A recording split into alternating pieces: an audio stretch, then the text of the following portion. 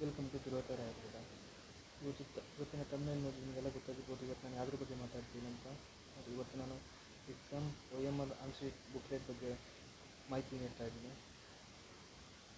ಮೊದಲನೇದಾಗಿ ನೀವು ಎಕ್ಸಾಮ್ ದಿನ ಕರೆಕ್ಟ್ ಟೈಮಿಗೆ ಹೋಗಬೇಕು. ಅಂದರೆ ಎಷ್ಟು ಗಂಟೆಗೆ ಅವ್ರು ಹೇಳಿರ್ತಾರೋ ಅಷ್ಟು ಗಂಟೆಗೆ ಹೋಗಬೇಕು. ಮತ್ತು ಹೋಗೋಕ್ಕಿಂತ ಮುಂಚೆ ನೀವು ID ಕಾರ್ಡ್ ತಂದೋಗಿರ್ಬೇಕು, ಮತ್ತು ಹಾಲ್ ಟಿಕೆಟ್ ತಂದೋಗಿರ್ಬೇಕು, ಮತ್ತು ಬ್ಲ್ಯಾಕಿಂಗ್ ತಂದೋಗಿರ್ಬೇಕು. ಈಗಾಗಲೇ ನಿಮಗೆಲ್ಲ ರೂಲ್ಸ್ ಗೊತ್ತಿರ್ಬೋದು. ಇದರಲ್ಲಿ ನೀಟಾಗಿ ಮೆನ್ಷನ್ ಮಾಡಿದ್ದಾರೆ ಎಂತ ಅಂದರೆ, fill this form neatly with black ink point pen. ಈಗ ನೀವು ಎಕ್ಸಾಮ್ ಬರೀಬೇಕಾದ್ರೆ ಬ್ಲ್ಯಾಂಕ್ ಇಂಕಲ್ಲಿ ಬರೆದ್ರೆ ಪ್ರಾಬ್ಲಮ್ ಎಂತ ಆಗೋಲ್ಲ. ಆದರೆ ಬ್ಲ್ಯಾಕ್ ಇಂಕಲ್ಲಿ ಬರೆದ್ರೆ ಎಂತ ಆಗುತ್ತೆ ಅಂದರೆ ನಿಮ್ಮ ಇದೆಲ್ಲ ಸ್ಕ್ಯಾನ್ ಆಗುತ್ತೆ. ಅದರಿಂದ ಬ್ಲ್ಯಾಕ್ ಇಂಕಲ್ಲಿ ಬರೆದ್ರೆ ಚೆನ್ನಾಗಿ ಸ್ಕ್ಯಾನ್ ಆಗುತ್ತೆ ಅಂತ. ಅದರಿಂದ ನೀವು ಆದಷ್ಟು ಬ್ಲ್ಯಾಕ್ ಇಂಕಲ್ಲೇ ಬರೆಯೋಕ್ಕೆ ಟ್ರೈ ಮಾಡಿ. ಮತ್ತು ಮೊದಲನೇದಾಗಿ ಇಲ್ಲೇನು ತುಂಬಬೇಕು ಅಂದರೆ, ಇದು ತುಂಬ ಕರೆಕ್ಷನ್ಗಳಿದ್ದಾವೆ, ಅದನ್ನು ನಿಮ್ಗೆ ಮುಂದೆ ಹೇಳ್ತಾ ಹೋಗ್ತೀನಿ. ಮೊದಲನೇದಾಗಿ ಈ ಕಾಲಮ್ ಎಂತ ಅಂದರೆ, ಈ ಕ್ವಶನ್ಗಳು ಅಟೆಂಡ್ ಮಾಡಿದ್ಮೇಲೆ ಇವನ್ನೆಲ್ಲ ನೀಟಾಗಿ ಫಿಲ್ ಮಾಡ್ತಾ ಹೋಗಬೇಕು. ಈ ಥರ ನೀಟಾಗಿ ಫಿಲ್ ಮಾಡಬೇಕು, ಕ್ವಶನ್ ಫಿಲ್ ಮಾಡಬೇಕು. ಟೋಟಲ್ ಇದರಲ್ಲಿ 30 ಕ್ವಶನ್ಗಳಿದ್ದಾವೆ. ಅಂತೂ ಇಂತೂ ನೀವು ಎಲ್ಲ ಕ್ವಶನ್ ಅಟೆಂಡ್ ಮಾಡ್ತೀವಿ ಅಂತ ಗೊತ್ತು. ಈಗ ಪ್ರತಿಯೊಂದು ಕ್ವಶನ್ ಆದಮೇಲೆ ಇಲ್ಲಿ ಬಂದು ಫಿಲ್ ಮಾಡೋಕ್ಕಿಂತ ಮುಂಚೆನೇ ಅಷ್ಟು ಫಿಲ್ ಮಾಡಿಬಿಡಿ ನೀಟಾಗಿ. ಆಮೇಲೆ ಟೈಮ್ ಉಳಿಯುತ್ತೆ. ನೆಕ್ಸ್ಟ್ ಎರಡನೇದು, ಇದು ಮೊದಲನೇದಾಗಿ ಇದು ತುಂಬಬೇಕು. ನೆಕ್ಸ್ಟ್ ಎರಡನೇದಾಗಿ QP ಕೋಡ್. ಇದನ್ನು ನೀವು QP ಕೋಡ್ ಅಂದರೆ 4 ಡಿಜಿಟ್ ಸಂಖ್ಯೆ ಇರುತ್ತೆ. ಇದು ನಿಮಗೆ ಹಾಲ್ ಟಿಕೆಟ್ ಮೇಲೆ ನೀಟಾಗಿ ಕೊಟ್ಟಿರ್ತಾರೆ. ಇವತ್ತಿನ ಅಂದರೆ ಪ್ರತಿಯೊಂದು ಸಬ್ಜೆಕ್ಟಿಗೂ ಒಂದೊಂದು QP ಕೋಡ್ಗಳಿರ್ತವೆ. ಅದೇ ರೀತಿ QP ಕೋಡ್ ಅವತ್ತಿನ ದಿನ ಯಾವ ಸಬ್ಜೆಕ್ಟ್ ಇರುತ್ತೆ ಅದನ್ನು OMR ಶೀಟ್ ನೋಡೇ ನೀವು ತುಂಬೋದು. OMR ಶೀಟಲ್ಲೂ ಇರುತ್ತೆ, ಪ್ಲಸ್ ಕ್ವಶನ್ ಪೇಪರ್ ಮೇಲೂ ಇರುತ್ತೆ. ಮತ್ತು ಇದು ಈಗೇನೆಲ್ಲ ತುಂಬಬೇಕು ಅಂತ ಸ್ಯಾಂಪಲ್ ತೋರಿಸಿದ್ದಾರೆ. ನೀವು ಎರಡನೇ ಪೇಜಿಗೆ ಹೋದ್ರೆ ಈ ರೀತಿ ಸಿಗುತ್ತೆ. ಇದರಲ್ಲಿ QP ಕೋಡು ತುಂಬಬೇಕು. ನಿಮ್ಮ ಮುಂಚೆನೇ ಹೇಳಿರೋ ಹಾಗೆ ಕ್ವಶನ್ ಪೇಪರಲ್ಲಿ ಮತ್ತು ಬುಕ್ಲೆಟಲ್ಲೇ ಇರುತ್ತೆ. ಇದು ಡೇಟ್ ಆಫ್ ಎಕ್ಸಾಮ್. ಅವತ್ತು ನೀವು ಯಾವತ್ತು ಎಕ್ಸಾಮ್ ಬರೀತಿದ್ದೀರಾ ಆ ಡೇಟ್ ಹಾಕಬೇಕು. ಇದು ಸೀರಿಯಲ್ ನಂಬರು, ಇದನ್ನು ಅವರೇ ಹಾಕ್ತಾರೆ. ನೆಕ್ಸ್ಟು ಡಿಗ್ರಿ ಆರ್ ಡಿಪ್ಲೊಮಾ ಅಂದರೆ ನೀವು BMS ಫಸ್ಟ್ ಪ್ರೊಫೆಷನಲ್ ಅಥವಾ ಸೆಕೆಂಡ್ ಇಯರ್ ಬರೋರಿದ್ದರೆ ಸೆಕೆಂಡ್ ಪ್ರೊಫೆಷನಲ್ BMS ಬರಬೇಕು. Next exam and subject. ನಿಮಗೆ ಯಾವುದಿರುತ್ತೆ ಎಕ್ಸಾಮು, ಅನಾಟಮಿ ಇದ್ದರೆ ಅನಾಟಮಿ, ಮತ್ತು ಫಿಸಿಯಾಲಜಿ ಇದ್ದರೆ ಫಿಸಿಯಾಲಜಿ. ಅದನ್ನು ಫುಲ್ ಹಾಲ್ ಟಿಕೆಟಲ್ಲಿ ಏನಂತಿರುತ್ತೆ ಅದನ್ನು ಫುಲ್ ಬರೀಬೇಕು. ಈಗ ಜಸ್ಟ್ ಅನಾಟಮಿ ಅಂದ ತಕ್ಷಣ ಆ ರೀತಿ ಶಾರ್ಟ್ ಫಾರ್ಮಾಗಿ ಬರೋಂಗಿಲ್ಲ. ಅಂದರೆ ಫಿಸಿಯಾಲಜಿ ಅಂತಿರಲ್ಲ, ಕ್ರಿಯಾ ಶರೀರ ಅಂತಲೇ ಇರುತ್ತೆ, ಅದನ್ನು ಫುಲ್ ನೀಟಾಗಿ ಬರೀಬೇಕು. ಇದು ಸಬ್ಜೆಕ್ಟ್ ಆ್ಯಂಡ್ ಎಕ್ಸಾಮ್ ಮತ್ತು ಸಬ್ಜೆಕ್ಟ್ ಆಗುತ್ತೆ. ಮತ್ತು ಇದು ಎಕ್ಸಾಮಿನ ತುಂಬಬೇಕು. ಇದಕ್ಕೇನು ನೀವು ಏನೋ ತುಂಬ ಅವಶ್ಯಕತೆ ಇರೋಲ್ಲ. ಮೊದಲನೇದಾಗಿ ಇದೊಂದು ತುಂಬಬೇಕು. ನೆಕ್ಸ್ಟು ಕೆಳಗಡೆ ಇದು 3ನೇ ಕಾಲಮ್ ನೀವು ತುಂಬಬೇಕಾಗುತ್ತೆ. ನೆಕ್ಸ್ಟ್ ಇದು 4ನೇದು ಎಂತ ಅಂದ್ರೆ, ಇಲ್ಲಿ ಎಕ್ಸಾಮ್ ಡೇಟು, ಯಾವತ್ತು ಎಕ್ಸಾಮ್ ಬರೆಯೋ ದಿನ ಯಾವುದಿರುತ್ತೆ ಅದನ್ನು ತುಂಬಬೇಕು. Next signature of the candidate, ಅಂದರೆ ಈ ಜಾಗದಲ್ಲಿ ನಿಮ್ಮ ಸೈನ್ ಹಾಕ್ಬೇಕು. ಸಿಗ್ನೇಚರ್ ಆಫ್ ದ ಇನ್ವಿಜಿಲೇಟರ್, ಇದನ್ನು ಲೆಕ್ಚರ್ ಬಂದು ಹಾಕ್ತಾರೆ. ಮತ್ತು ಡಿಗ್ರಿ, ಇದು ಯಾವ ಡಿಗ್ರಿ ಇರುತ್ತೆ ಅಥವಾ ಇದು BMS ಫಸ್ಟ್ ಪ್ರೊಫೆಷನಲ್. ಮತ್ತು ಸಬ್ಜೆಕ್ಟು, ಇಲ್ಲಿ ಯಾವ ಸಬ್ಜೆಕ್ಟ್ ಇರುತ್ತೆ ಆ ಸಬ್ಜೆಕ್ಟ್ ನೀವು ಬರೀಬೇಕು. ನೆಕ್ಸ್ಟ್ ಕ್ಯಾಂಡಿಡೇಟ್ ನೇಮ್, ಇಲ್ಲಿ ನಿಮ್ಮ ಹೆಸರು ಬರೀಬೇಕು. ನೆಕ್ಸ್ಟ್ ರಿಜಿಸ್ಟರ್ ನಂಬರ್, ಇದರಲ್ಲಿ 1 2 3 4 5 6 7 7 ಡಿಜಿಟ್ ಒಂದು ರಿಜಿಸ್ಟರ್ ನಂಬರ್ ಇರುತ್ತೆ. ನಿಮ್ಮ ಹಾಲ್ ಟಿಕೆಟಲ್ಲಿರುತ್ತೆ, ಅದನ್ನು ರಿಜಿಸ್ಟರ್ ನಂಬರ್ ಎಂಟ್ರಿ ಮಾಡಬೇಕು. ಎಂಟ್ರಿ ಆದಮೇಲೆ ಈಗ ಎಕ್ಸಾಂಪಲು 21A0355 ಅಂದ್ಕೊಳ್ಳಿ. ಆಗ 2 ಇಲ್ಲಿದೆ, 2 ಇಲ್ಲಿ ಹಾಕಬೇಕು. ನೆಕ್ಸ್ಟ್ 1 ಎಲ್ಲಿದೆ ಇಲ್ಲಿ. ನೆಕ್ಸ್ಟು 3ನೇ ಡಿಜಿಟ್ ಯಾವಾಗಲೂ ಆಲ್ಫಾಬೆಟ್ ಆಗಿರುತ್ತೆ, A. ನೆಕ್ಸ್ಟು 21A0 ಎಲ್ಲಿರುತ್ತೆ 0. ನೆಕ್ಸ್ಟು 3 ಎಲ್ಲಿರುತ್ತೆ 3. ನೆಕ್ಸ್ಟು 5 ಇರುತ್ತೆ 5 ಇಲ್ಲಿ. ನೆಕ್ಸ್ಟು ಇನ್ನೂ 5 ಇರುತ್ತೆ ಇಲ್ಲಿ. ಇದನ್ನು ನೀಟಾಗಿ ನೀವು ಮಾರ್ಕ್ ಮಾಡಬೇಕು. ಅಂದರೆ ಇದೆಲ್ಲ ಸ್ಕ್ಯಾನಡ್ ಆಗುತ್ತೆ ಕಾಪಿ, ಅದರಿಂದ ನೀಟಾಗಿ ಮಾರ್ಕ್ ಮಾಡಬೇಕು. ಮೊದಲನೇದಾಗಿ ಇಲ್ಲಿ ಇದನ್ನು ಫುಲ್ ತುಂಬಬೇಕು. ಕ್ವಶನ್ ಆದಮೇಲೆ ನೆಕ್ಸ್ಟ್ ಎರಡನೇದು QP ಕೋಡ್ ಹಾಕಬೇಕು. ಮೊದಲನೇ ಪೇಜಲ್ಲಿ ಇಲ್ಲಿ ಮಾತ್ರ ತುಂಬಬೇಕಾಗುತ್ತೆ. ನೆಕ್ಸ್ಟ್ ಎರಡನೇ ಪೇಜಲ್ಲಿ ಇಲ್ಲಿ ಮೇಲ್ಗಡೆ ಟಾಪಲ್ಲಿ ಮತ್ತು ಕೆಳಗಡೆ ತುಂಬಬೇಕಾಗುತ್ತೆ. ಕೆಳಗಡೆ ಅಂತ ಅಂದರೆ ಡಿಗ್ರಿ ಮತ್ತು ಸಬ್ಜೆಕ್ಟು, ನೆಕ್ಸ್ಟ್ ಕ್ಯಾಂಡಿಡೇಟ್ ನೇಮು ಮತ್ತು ರೋಲ್ ನಂಬರು, ನೆಕ್ಸ್ಟ್ QP ಕೋಡು ಇಲ್ಲಿ ಮತ್ತೊಂದು ಸಲ ತುಂಬಬೇಕಾಗಿರುತ್ತೆ. ನೆಕ್ಸ್ಟು ಮೂರನೇ ಪೇಜಲ್ಲಿ ಹೀಗಿರುತ್ತೆ. ಮತ್ತು ಇದು ಆ್ಯಕ್ಚುಲಿ ಈಗಾಗಲೇ ಆನ್ಸರ್ ಶೀಟ್ಗಳೆಲ್ಲ ಆನ್ಸರ್ ಬುಕ್ಲೆಟೆಲ್ಲ ಪ್ರಿಂಟ್ ಆಗಿರುತ್ತೆ. ಆದರೆ ಕ್ವಶನ್ ನಂಬರ್ ಇದೊಂದು ಸ್ವಲ್ಪ ತಪ್ಪಾಗಿದೆ. ಎಲ್ಲದರಲ್ಲೂ ನಿಮಗೂ ಇದೇ ಬರುತ್ತೆ, ಆದರೆ ಎಂಥ ತಪ್ಪಾಗಿದೆ ಅಂದರೆ ಈಗ ಹೇಳ್ತೀನಿ. ಟೋಟಲ್ ನಿಮಗೆ ಈಗ ಈಗಾಗಲೇ ಗೊತ್ತಿರುವಾಗ 10 ಮಾರ್ಕ್ಸ್ಗೆ ನೀವು 6 ಪೇಜ್ ಬರಬೇಕು, 5 ಮಾರ್ಕ್ಸ್ಗೆ 3 ಪೇಜ್ ಬರಬೇಕು, ಪ್ಲಸ್ MCQ. ಆದರೆ ಪ್ರಾಬ್ಲಮ್ ಎಂತಂದರೆ 10 ಮಾರ್ಕ್ಸ್ಗೆ ನೀವು 6 ಪೇಜ್ ಬರಬೇಕಲ್ಲ, ಆದರೆ ಇಲ್ಲಿ ಎಂತ ಆಗಿದೆ ಅಂದರೆ 10 ಮಾರ್ಕ್ಸ್ಗೆ 5 ಪೇಜನ್ನು ಕೊಟ್ಟಿದ್ದಾರೆ, ಎರಡನೇ ಕ್ವಶನ್ಗೆ ಇಲ್ಲ 5 ಪೇಜು. ಆದ್ದರಿಂದ ಪೇಜ್ ನಂಬರ್ಸ್ ಎಲ್ಲ ಹೆಚ್ಚು ಕಮ್ಮಿ ಆಗ್ತೈತೆ. ನೀವು ಪೇಜ್ ನಂಬರ್ ಚೇಂಜ್ಗಳು ಮಾಡ್ತಾ ಹೋಗಬೇಕು.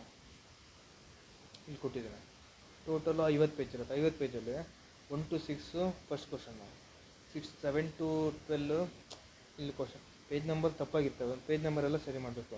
ಅಲ್ಲಿ ಎಕ್ಸಾಮ್ ಅಲ್ಲೂ ಹೇಳ್ತಾರೆ, ಅದನ್ನು ನೀವು ಸರಿ ಮಾಡಬೇಕಾಗುತ್ತೆ. ಇದು ಕ್ವಶನ್ ನಂಬರ್ 2ಗೆ 7 to 12, ಕ್ವಶನ್ ನಂಬರ್ 3ಗೆ 13 to 18, ಕ್ವಶನ್ ನಂಬರ್ 4ಗೆ 19 to 24. ಇದನ್ನು ಬೇಕಾದ್ರೆ ನೀವು ಸ್ಕ್ರೀನ್ಶಾಟ್ ತಗೊಳ್ಳಿ. ಅಂದರೆ ಟೋಟಲ್ ಹೇಳ್ಬೇಕಂದ್ರೆ ನೀಟಾಗಿ ಬಿಡ್ತಾ ಹೋಗ್ಬೇಕಂದ್ರೆ 10 ಮಾರ್ಕ್ಸ್ಗೆ 6 ಪೇಜ್ ಬರಬೇಕು. ಆದರೆ ನೀವು ಎಂತ ಅಂದರೆ ನೀವು 5 ಪೇಜೇ ಬರೀಲಿ ಅಥವಾ 3 ಪೇಜೇ ಬರೀಲಿ, ಒಟ್ಟು 10 ಮಾರ್ಕ್ಸ್ಗೆ ನೀವು 6 ಪೇಜ್ ಬಿಡಬೇಕು ಅಷ್ಟೇ. ನೀವು ಸೆಕೆಂಡ್ ಕ್ವಶನ್ನು ಅದು 7ನೇ ಪೇಜ್ನಲ್ಲಿ ಸ್ಟೋರ್ ಮಾಡಬೇಕು. ಈಗ ನನಗೆ ಸ್ವಲ್ಪ ಗೊತ್ತಾಯ್ತು ಹಂಗಂತ ಹೇಳ್ಬಿಟ್ಟು ನೀವು ಸ್ಟಾರ್ಟಿಂಗ್ 3 ಪೇಜ್ ಬರೋದು, ಆಮೇಲೆ ಮತ್ತೆ ಸೆಕೆಂಡ್ ಕ್ವಶನ್ ಅಲ್ಲಿ ಶುರು ಮಾಡೋಂಗಿಲ್ಲ. ಅಂದರೆ ಇಂಥ ಕ್ವಶನ್ಗಳು ಇಂತಿಂಥ ಪೇಜಲ್ಲೇ ಶುರು ಮಾಡಬೇಕಂತಿರುತ್ತೆ. ಅಂದರೆ 6 ಪೇಜ್ ಅಂದರೆ ನಿಮಗೆ ಮೋರ್ ದೆನ್ ಎನಫ್, ಅದರಲ್ಲೇ ಮುಗಿಯುತ್ತೆ. ಅಥವಾ ನೀವು ಜಾಸ್ತಿ ಗೊತ್ತಿದೆ ಅಂತ ಹೇಳ್ಬಿಟ್ಟು ನೀವು 7ನೇ ಪೇಜ್ ತನಕ ಬರೆಯಂಗಿಲ್ಲ, 6 ಪೇಜಲ್ಲೇ ನೀವು ಮುಗಿಸ್ಬೇಕು. ಈಗ ಎರಡನೇ ಕ್ವಶನ್ಗೆ ಅಂದರೆ ಈಗ ನಿಮಗೆ ಎಕ್ಸಾಮಲ್ಲಾದರೆ ಏನೋ ಎಕ್ಸ್ಟ್ರಾ ಅಡಿಷ್ನಲ್ ಶೀಟ್ಗಳೆಲ್ಲ ಸಿಗ್ತಾ ಹೋಗುತ್ತೆ, ಆದರೆ ನಿಮಗೆ ಇಲ್ಲಿ ಸಿಗೋಲ್ಲ. ಇಲ್ಲಿ ಏನು ಕೊಟ್ಟಿರ್ತಾರೋ ಹಾಗೆ ಅಷ್ಟೇ ಇರುತ್ತೆ, ಎಕ್ಸ್ಟ್ರಾ ಅಡಿಷ್ನಲ್ ಶೀಟ್ಸ್ ಎಲ್ಲ ಇರೋಲ್ಲ. ಸೊ 1 to 6 ನೀವು 6 ಪೇಜಲ್ಲೇ ಮುಗಿಸ್ಬೇಕು. ನೆಕ್ಸ್ಟ್ ಎರಡನೇ ಕ್ವಶನ್ನು 7 to 12, ಅದನ್ನು ನೀವು 6 ಪೇಜಲ್ಲೇ ನೆಕ್ಸ್ಟ್ 7 to 12 ನೀವು 6 ಪೇಜಲ್ಲೇ ಮುಗಿಸ್ಬೇಕು. ನಿಮ್ಗೆ ಎಕ್ಸ್ಟ್ರಾ ಅಡಿಷ್ನಲ್ ಶೀಟ್ ಎಲ್ಲ ಇರೋಲ್ಲ. ನೆಕ್ಸ್ಟು 10 ಮಾರ್ಕ್ಸಿನ 1 to 3 4 ಕ್ವಶನ್ ಇರುತ್ತೆ. ನೆಕ್ಸ್ಟ್ 5 ಮಾರ್ಕ್ಸ್ದು 8 ಕ್ವಶನ್ ಇರುತ್ತೆ, ಅದನ್ನ 25ಇಂದ 48 ಆಗುತ್ತೆ. ಇನ್ನು ಕೊನೆ 2 ಪೇಜು MCQ. 1 ಪೇಜಲ್ಲಿ 10 MCQ ಬರೀಬೇಕು, 1 ಪೇಜಲ್ಲಿ 10 MCQ. ನೆಕ್ಸ್ಟ್ ಪೇಜಲ್ಲಿ ಇನ್ನು 10 MCQ ಬರೀಬೇಕು. ಟೋಟಲ್ 28 MCQ ಆಗುತ್ತೆ. ನೆಕ್ಸ್ಟ್ ಮೊದಲನೇ ಪೇಜು ಸರಿ ಇದೆ. Page number 1 question number 1. Next ಎರಡನೇ ಪೇಜು ಸರಿ ಇರುತ್ತೆ, ಮೂರನೇ ಪೇಜು ಸರಿ ಇರುತ್ತೆ, ನಾಲ್ಕನೇ ಪೇಜ್ ನಂಬರ್ 3 ಕ್ವಶನ್ ನಂಬರ್ 1 ಸರಿ ಇದೆ. ಪೇಜ್ ನಂಬರ್ 4 ಕ್ವಶನ್ ನಂಬರ್ 1 ಸರಿ ಇದೆ. Page number question number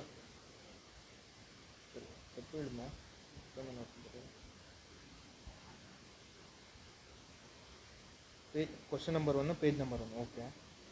question number 1 page number 2, question number 1 page number 2 2 ಸಲ ಇದಾಗಿ, ಅಂದರೆ ಫೋಟೋ ತೆಗೆಯುವಾಗ ನಾನು 2 ಸಲ ತೆಗೆದುಬಿಟ್ಟಿದ್ದೆ. Page number 2 question number 1 page number 3, question number 1 page number 4, question number 1 page number 5, question number 2 ಬಂದುಬಿಡುತ್ತೆ. ಟೋಟಲ್ ನನಗೆ ಆಗಲೇ ನಿಮ್ಗೆ ಹೇಳಿರುವ ಹಾಗೆ ಒಂದು ಲಾಂಗ್ ಆನ್ಸರ್ ಕ್ವಶನ್ಗೆ 10 ಮಾರ್ಕ್ಸ್ ಕ್ವಶನ್ಗೆ ನೀವು 6 ಪೇಜ್ ಬರೀಬೇಕು. ಇಲ್ಲಿ ಬಂದಾಗ ಎಂತಾಗಿದೆ ಅಂದರೆ ಇದು ನೆಕ್ಸ್ಟ್ ಡೈರೆಕ್ಟ್ ಎರಡನೇ ಕ್ವಶನ್ ಚೇಂಜ್ ಆಗಿದೆ. ಸೊ ಅದಕ್ಕೆ ನೀವು ಎಂತ ಮಾಡಬೇಕು ಅಂದರೆ ಇದನ್ನು ಸ್ಟ್ರೈಕ್ ಮಾಡಿಬಿಟ್ಟು ಕ್ವಶನ್ ನಂಬರ್ 1 ಅಂತ ಕ್ವಶನ್ ನಂಬರ್ 1 ಅಂತ ನೀವು ಬರೀಬೇಕಾಗುತ್ತೆ. ಇಲ್ಲಿ ತಪ್ಪಾಗಿದೆ, ಇನ್ನು ಕ್ವಶನ್ ನಂಬರ್ ಅಂತ ಚೇಂಜ್ ಮಾಡ್ಕೊಬೇಕು. ನೆಕ್ಸ್ಟ್ ಎರಡನೇದು ಕ್ವಶನ್ ನಂಬರ್ 2 ಅಂತಿರುತ್ತೆ. ಓಕೆ,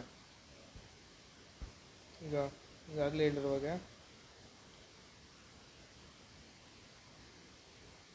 1 to 6 ಕ್ವಶನ್ ನಂಬರ್ 1 ಸರಿ ಇದೆ. ನೆಕ್ಸ್ಟು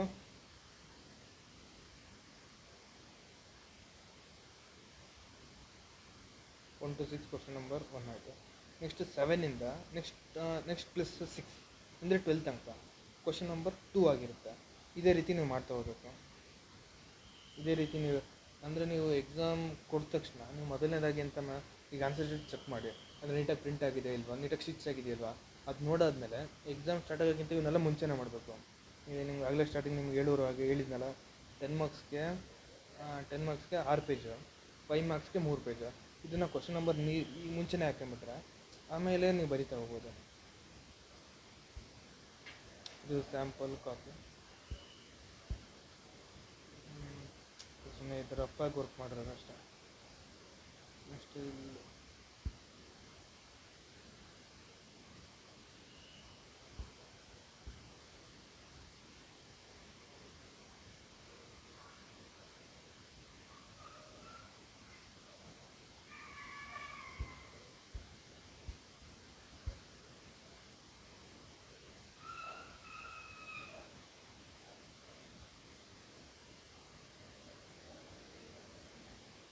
ಇದು ಪೇಜ್ ನಂಬರ್